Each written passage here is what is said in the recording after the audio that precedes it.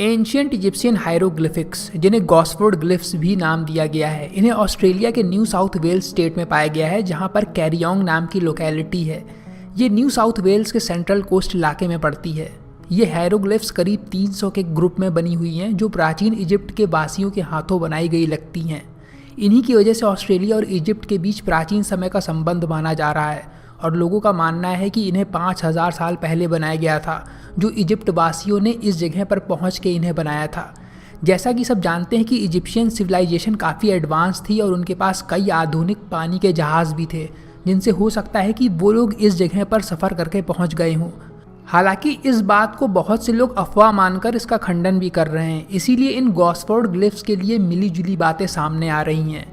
फिलहाल इस कलेक्शन को इजिप्ट और सूडान के बाद सबसे बड़ा माना जा रहा है। इनको सबसे पहले 1975 में एलन डैश ने खोजा था, जो इस जगह का 7 साल से सर्वे कर रहे थे।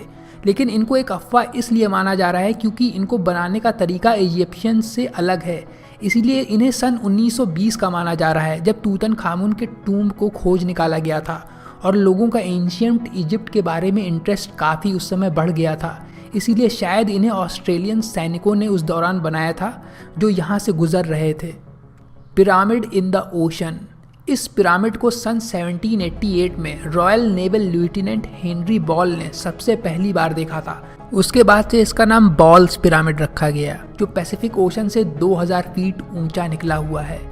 ये लंबाई में 3600 फीट है और 980 फीट चौड़ा है, जिससे ये दुनिया का सबसे लंबा वॉल्केनो स्टैक बन गया है। मतलब ये एक शील्ड वॉल्केनो और कैल्डेरा का अवशेष है, जो इरोजन की वजह से इकट्ठा होता चला गया।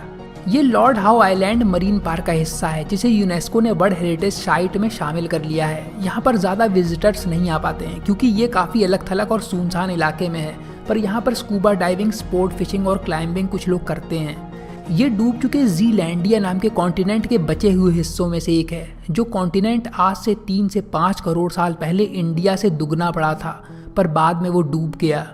ये पिरामिड सिडनी से 643 किलोमीटर दूर नॉर्थ ईस्ट दिशा में है, जो इससे भी बड़े ज्वालामुखियों के इरोड होने से आज से 70 लाख साल पहले बना था। इस जगह को देखकर लगता है कि यहाँ कोई भी चीज़ सर्वाइव नहीं कर सकती, पर यहाँ पर कई दुर्लभ कीड़े पाए जाते हैं, जिनमें लॉर्ड हाउस स्टिक इंसेक्ट कीड़े का नाम आता है, जिसके बारे में बताया जाता है कि ये इंसान की हथेली जितना बड़ा होता है।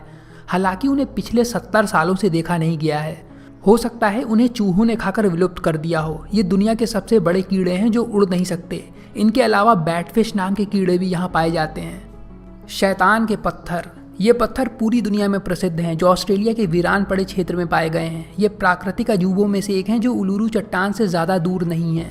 सुबह और शाम के समय सूरज की इन पर किरण पड़ने से इनके कुछ हिस्से लाल रंग के झलकने लगते हैं। इसके अलावा इनका आध्यात्मिक महत्व भी है। बहुत से लोग इस पूरे इलाके को आध्यात्मिक मानते हैं। इन पत्थरों के ऐसा बनने के पीछे कई कहानियां बताई जाती हैं। कई लोग इन गोल आकार के पत्थरों को मिथिकल रेनबो सरपेंट, यानी एक पौराणिक विशाल नाग के फॉसिलाइज्ड अंडे मानते हैं। ये इलाका 4500 एकड़ में फैला हुआ है, जिसमें सैकड़ों की तादाद में ये गोल पत्थर पाए गए हैं। इन पत्थरों का डायमीटर 20 फीट तक चौड़ा है, तो कुछ पत्थर 1 से 2 फीट ही चौड़े हैं। इनकी जांच करने पर पता चला कि लाखों साल से यहाँ पर पड़े सैंडस्टोन में हो रहे इरोजन की वजह से और कुछ एलिमेंट्स के एक्सपोजर में आने से ग्रेनाइट से बने इन पत्थरों के आकार गोल हो गया है, जो देखने में मार्बल जैसे लगने लगे हैं। इसीलिए ये ऑस्ट्रेलिया की सबसे पॉपुलर डेस्टिनेशंस में से भी एक है। यहाँ पर बहुत से लोग टेंट डालकर रात बिताते हैं। Cooper the dinosaur. ऑस्ट्रेलिया में डायनासोर की सबसे बड़ी प्रजाति को खोज लेने का ऐलान रिसर्चर्स ने किया। जब ये डायनासोर जिंदा था तब इसकी पूरी ऊंचाई 80 से 100 फीट तक थी और पैरों से पीठ तक की ऊंचाई ही 16 से 21 फीट तक थी। इसका वजन 25,000 से 81,000 केजी तक होता था। जो टायरानोसॉरस रेक्स डायनासोर था वो करीब 40 फीट लंबा और 12 फीट पैरों से पीठ तक ऊंचा होता था, जिसमें कि इस कूपर डायनासोर के मुकाबले काफ़ी ज़्यादा अंतर है। कूपर डायनासोर टाइटैनोसॉरियन डायनासोर के परिवार का था, जिसके अवशेष को हर कॉन्टिनेंट पे खोजा जा चुका है। सौरोपॉड्स एक प्रकार के डायनासोर जिनकी लंबी गर्दन और पूंछ होती थी, 4 पैर और 8 प्लेट्स होती थी। इनको एक नई प्रजाति के रूप में खोज निकाला गया है। ये नई प्रजाति पहले पाई गई 3 सौरोपॉड प्रजातियों से जुड़ी हुई हैं, जिन्हें ऑस्ट्रेलिया में लगभग एक ही समय ढूंढा गया था। जमी हुई इस नए टाइटैनोसॉर की हड्डी एक परिवार के फार्म में पाई गई 2006 में। ये जगह ब्रिस्बेन से करीब 1000 किलोमीटर दूर है। इस खोज में शामिल पैलेंटियोलॉजिस्ट्स का कहना है कि ये आज तक खोजे गए 15 सबसे बड़े डायनासोर्स में से एक है और इसकी तुलना साउथ अमेरिका में पाए गए विशालकाय डायनासोर से की जा सकती है। रिसर्चर्स ने इस डायनासोर को इसके रिश्तेदारों से तुलना करने के लिए इसकी हड्डियों का 3D स्कैन मॉडल बना लिया है। वहीं उसी जगह कुछ और डायनासोर्स के अवशेषों को भी बाद में ढूंढ निकाला गया है। दुनिया की सबसे बड़ी फेंस। ऑस्ट्रेलिया में एक कहावत है, डिंगो मेरे बच्चों को खा गया। ऐसा इसलिए कहा जाने लगा क्योंकि काफ़ी सालों पहले ऑस्ट्रेलिया में डिंगो नाम की कुत्तों की प्रजाति ने ऑस्ट्रेलिया में हड़कंप मचा रखा था। ये कुत्ते भेड़ियों से काफ़ी कुछ मिलते जुलते थे जो खतरनाक शिकारी थे। कहा जाता है कि 4000 साल पहले माइग्रेंट्स इन कुत्तों को ऑस्ट्रेलिया में छोड़कर चले गए थे। तब से ये यहाँ पर शिकार करके सरवाइव कर रहे थे। सन 1880 में अचानक से जंगली कुत्तों ने लाखों भेड़ों को मारना शुरू कर दिया जो पास में रहने वाले किसानों की थी। इसीलिए किसानों ने और ज़मींदारों ने यहाँ पर इनसे भेड़ों को बचाने के लिए लंबी चौड़ी फेंस बनाना शुरू कर दी। ये फेंस इतनी बड़ी बनती चली गई कि ये दुनिया की सबसे बड़ी फेंस बन गई, जिसे डिंगो बैरियर भी कहते हैं। इसकी लंबाई 5613 किलोमीटर है और इसकी ऊंचाई 6 फीट है। ये भेड़ों को जंगली जानवरों से बचाने में सफल भी रही, जिससे अब भेड़ इतनी ज़्यादा बढ़ गई हैं कि ज़रूरत से ज़्यादा घास चर जाती हैं। पर कुछ भी हो, इस फेंस की लंबाई हैरान कर देने वाली है। ज़मीन के नीचे बसा गांव। कूपर पेडी एक ऑस्ट्रेलिया का गांव है जिसके आधे निवासी अंडरग्राउंड यानी धरती के नीचे रहते हैं। ये अजीब सी जगह ऑस्ट्रेलिया की ओपल माइनिंग इंडस्ट्री के बीचों बीच पड़ती है। यहाँ के निवासी दरअसल यहाँ पर पड़ने वाली भीषण गर्मी की वजह से अंडरग्राउंड रहते हैं। 70% ओपल प्रोडक्शन पूरी दुनिया का यहीं पर होता है, इसीलिए इसे ओपल कैपिटल ऑफ द वर्ल्ड भी कहा जाता है। ज़्यादातर रहने वाले निवासी ओपल इंडस्ट्री में ही काम करते हैं। ये जगह ऑस्ट्रेलिया की सबसे गर्म, सूखी और धूल भरी जगह है, पर इसके बावजूद ये रहने के लिए एक शानदार जगह है जिसकी शुरुआत 1916 में हुई थी, जो इस समय अचंभे में डाल देने वाला भूमिगत शहर बन चुका है। यहाँ पर बेडरूम, बुक स्टोर, चर्च और बार भी बने हुए हैं जिन सबको अंडरग्राउंड दीवारों को काट कर बनाया गया है। हालांकि इस जगह पर रहना सबके बस की बात नहीं है क्योंकि गर्मी में टेम्परेचर 45 डिग्री तक चला जाता है। पर 100 सालों से भी ज़्यादा समय से रहते हुए लोगों की इसकी आदत पड़ चुकी है। हर परिवार के घर में 1 से 2 कमरे हैं। ये जगह साउथ ऑस्ट्रेलिया में है जो कैपिटल कैनबेरा से 1888 किलोमीटर दूर है। 100 साल से भी ज़्यादा समय से रहने के बाद भी इनमें रहने वालों का इस जगह को छोड़कर जाने का कोई इरादा नहीं है। जादुई चट्टान उलुरू।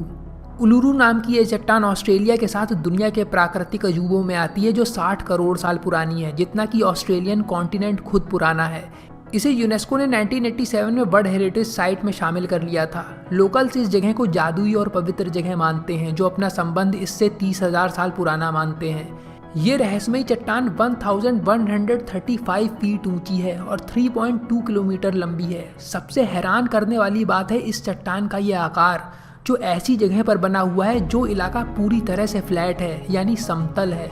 इसमें गुफाएं, घाटियां और पानी के गड्ढे पाए गए हैं और ये सूरज की पोजीशन के हिसाब से रंग बदलती हुई सी लगती है। इस पर कुछ प्राचीन पेंटिंग्स भी बनी पाई गई हैं जो उस समय लोकल्स ने बनाई थी। हजारों सालों से रह रहे लोकल्स इस चट्टान को जीवित मानते हैं, जिससे उनका मानना है कि इससे ऊर्जा निकलती रहती है, इसीलिए इसे पवित्र और धार्मिक माना जाता है। इस चट्टान के बनने से जुड़ी एक कहानी बताई जाती है जो 2 ट्राइब्स के बीच लड़ाई की है। उन दोनों ट्राइब्स के बीच हुई लड़ाई में इस जगह पर इतना ज़्यादा खून बहा जो एक सर्प कन्या के लिए हुई थी कि इसे देखकर धरती दुखी हो गई और इस विशाल चट्टान का जन्म हुआ। ये चट्टान सेंट्रल ऑस्ट्रेलिया के नॉर्दर्न टेरिटरी के सदर्न पार्ट में स्थित है और इसे आयर्स रॉक भी कहा जाता है। यहाँ से जुड़ी एक डरावनी बात भी मानी जाती है कि इस चट्टान का कोई भी टुकड़ा अपने साथ ले जाना मना है, पर फिर भी कुछ लोग अक्सर कुछ ना कुछ टुकड़े यहाँ से उठाकर चले जाते हैं। पर बहुत से लोगों को इसके बाद परेशानियाँ आने लगी, इसलिए लोगों का मानना है कि इस चट्टान से कोई रहस्य जुड़ा हुआ है।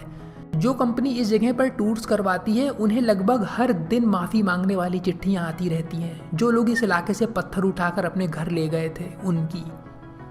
इस चट्टान पे पहले लोग चढ़ाई करते थे, पर 2017 में the board of the Uluru Kata Tjuta national park ने इस पर पर्यटकों की चढ़ाई बंद करवाने के लिए एक मत से वोट डालना शुरू कर दिए, क्योंकि एक तो इसका आध्यात्मिक महत्व है और कुछ पर्यावरण और सुरक्षा की वजह से भी। 25 अक्टूबर 2019 को उलुरू पर क्लाइंबिंग हमेशा के लिए बैन कर दी गई। अब इस वायरल फोटो के बारे में अगर हम बात करें तो गोताखोरों को गहरे समुद्र में अक्सर पुरानी चीज़ें डूबी पड़ी मिलती रहती हैं, जैसे कि पानी के जहाज़ का मलबा हो गया या प्राचीन शहरों के भी अवशेष मिल चुके हैं। पर इस बार इनके हाथ कुछ और लग गया। समुद्र के तल पर पहुंचे इस डीप डाइवर को जो दिखा, उसे पहले तो वो समझ ही नहीं पाया। बाद में उसे ये किसी स्पेस रॉकेट का पुर्जा लगा, जो कि सच बात थी। ये असल में एक स्पेस शटल के फायरिंग चैम्बर्स हैं। नासा का स्काई लैब नाम का स्पेस स्टेशन, जो यूनाइटेड स्टेट्स का पहला स्पेस स्टेशन था, जो स्पेस में रिसर्च करने वाली एक लेबोरेटरी थी। इसे 14 मई 1973 में लॉन्च किया गया था, पर ये 11 जुलाई 1979 को ये ऑर्बिट को तोड़ते हुए पृथ्वी की तरफ गिरने लगा, जिसका मलबा पूरे ऑस्ट्रेलिया भर में गिरता चला गया।